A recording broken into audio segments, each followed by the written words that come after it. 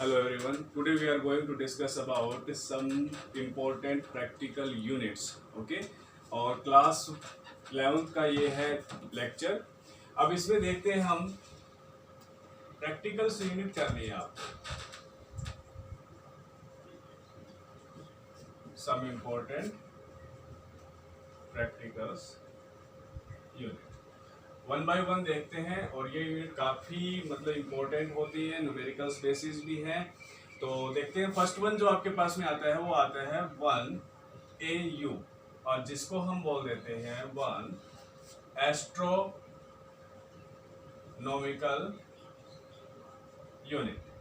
ये जो astronomical unit होता है ये एक्चुअली में डिस्टेंस के लिए हम यूज में लाते हैं. अभी जो भी हम करेंगे वो डिस्टेंस के लिए, लार्जेस्ट डिस्टेंस को मेजर करने के लिए हम इन यूनिट्स का यूज करते हैं. ठीक है. 1 astronomical unit is equal to में हमारे पास में एक वैल्यू आती है और वो वैल्यू यहाँ पे क्या होती है वो देखते हैं. 1.496 इंटू 10⁻11 मीटर. और इस वैल्यू को आप क्या बोल सकते हो अप्रोक्सीमेट में 1.5 इंटू 10⁻11 मीटर. अब एक्चुअली में ये वाला जो डिस्टेंस होता है एस्ट्रोनॉमिकल यूनिट ये किस किस के बीच में होता है. जैसे हमने बोला कि इसको हम मान लेते हैं सन सेंटर पॉइंट. ठीक है.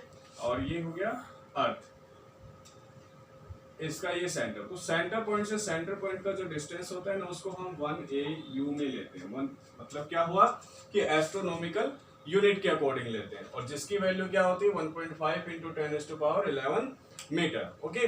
सेकंड वन जो यूनिट आती है आपके पास वो है 1 लाइट ईयर.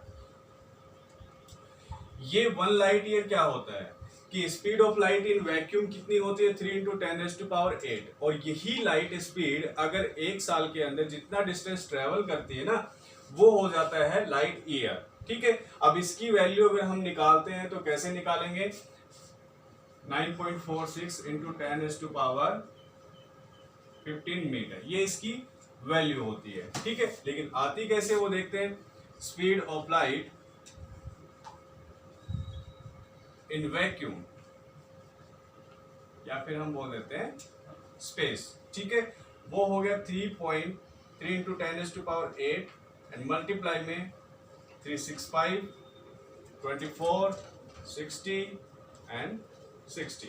अब ये क्या है स्पीड ऑफ लाइट हो गया. 365 क्या हो गया डेज हो गया यहाँ पे और ये आवर 60 मिनट्स एंड ये सेकेंड्स. ठीक है. और जब आप इसको कैलकुलेट करते हो मल्टीप्लाई करते हो तो ये यहाँ पे क्या आएगा 9.46 इंटू 10⁻15 मीटर. ठीक है. एंड जो थर्ड वन जो आपके पास में आता है वो आता है 1 पारसेक. और वो क्या होता है वो देखते हैं. अभी यहाँ पे आपने प्लेन एंगल, सॉलिड एंगल ये यूनिट्स हमने मैं पहले बताई भी हैं आपको. तो प्लेन एंगल के अकॉर्डिंग हम इसको रिप्रेजेंट करेंगे और आपको समझना है. जैसे 1 पारसेक. ठीक है. और इसकी वैल्यू होती है 3.1 इंटू 10⁻16 मीटर. अब ये कैसे आती है इसको हम फाइंड आउट करते हैं. ठीक है. ये हमने एक प्लेन एंगल को रिप्रेजेंट कर लिया ऐसे. यहाँ पे है थीटा 1 सेकेंड. ठीक. और ये इस पॉइंट से इस पॉइंट तक का जो डिस्टेंस है उसको हम लेंगे 1AU. ओके. और यहाँ से यहाँ तक का इसको हम क्या बोल देते थे R. ठीक. और R यहाँ पे क्या है 1 पारसेक. ठीक है. अब इसके अकॉर्डिंग आपको फाइंड आउट करना है 1 पारसेक. मीन टू से प्लेन एंगल का फॉर्मूला क्या होता था थीटा इज इक्वल टू में L अपॉन में R. ठीक है. Here आपको फाइंड आउट क्या करना है R मतलब 1 parsec. Then you can write it R is equal to में L अपॉन में थीटा. और L क्या ले रखा है हमने ये वाला R. ठीक है. और ये यहाँ पे क्या है 1 एस्ट्रोनॉमिकल यूनिट और जिसकी वैल्यू हमने क्या बताई आपको 1.5 इंटू 10⁻11 मीटर. तो ये यहाँ पे रखेंगे R is equal to L 1.5 into 10⁻11.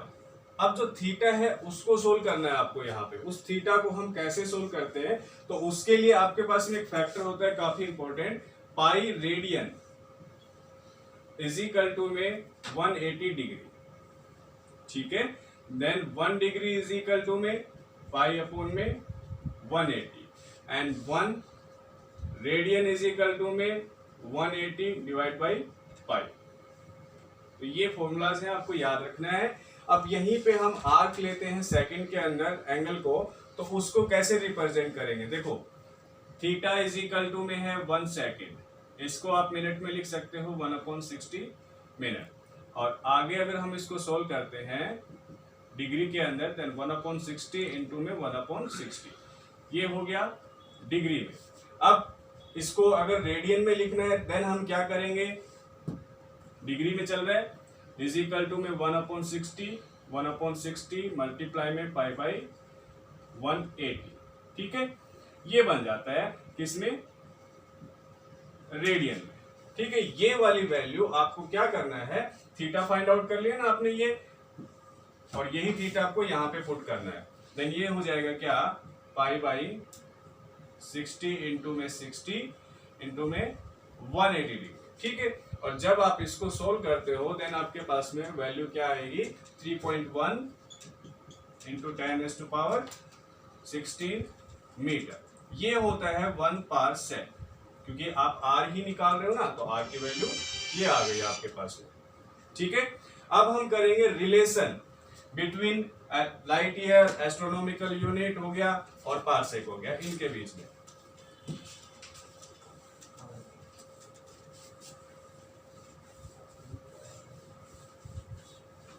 Firstly जो हम डिस्कस करेंगे रिलेशन, वो किस किस के बीच में करेंगे?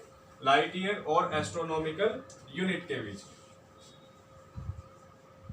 Relation between light year and astronomical unit. LY से हम रिप्रेजेंट कर देते हैं लाइट ईयर को, और एस्ट्रोनॉमिकल यूनिट को AU से रिप्रेजेंट कर देते हैं, ठीक है। अब इसके अकॉर्डिंग करते हैं हम यहाँ पे कि लाइट ईयर और एस्ट्रोनॉमिकल यूनिट के अंदर रिलेशन क्या होता है।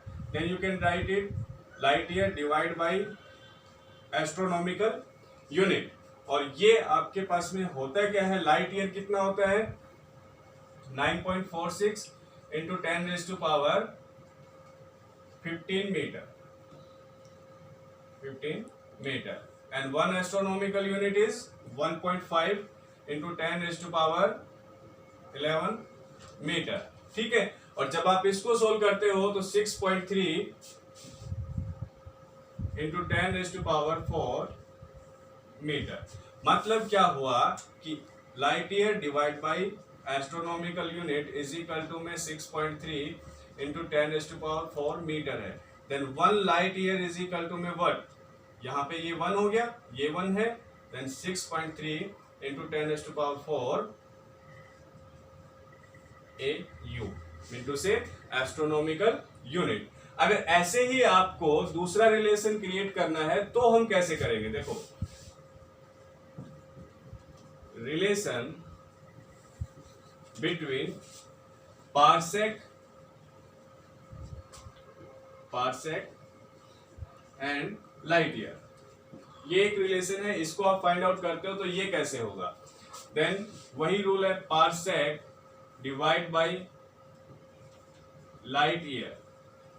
एंड पारसेक की वैल्यू क्या होगी आपके पास? 3.1 into 10⁻16 meter. And light year 9.46 into 10⁻15 meter. और ये यहां पे जब आप सोल्व करते हो इसको, देन क्या आएगा? 3.26, ठीक है। यहां पे ये है पारसेक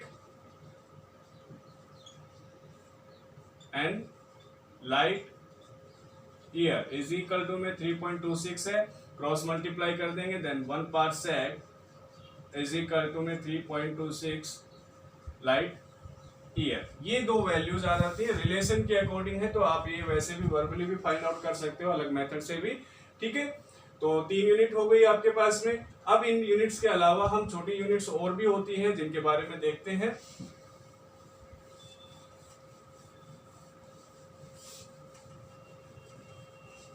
प्रैक्टिकल्स यूनिट्स हैं जो न्यूमेरिकल्स के अंदर बहुत ज्यादा पूछी जाती है और उनके बिना न्यूमेरिकल सोल्व होना पॉसिबल नहीं है।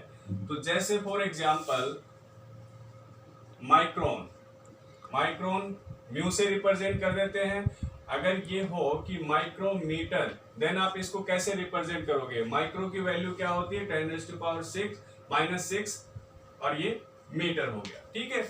ऐसे ही आपसे बोला जाता है कि एंगस्ट्रॉन, और इसको एंगस्ट्रॉन को रिप्रेजेंट कर देते हैं इस टाइप से, और इसकी वैल्यू क्या होती है?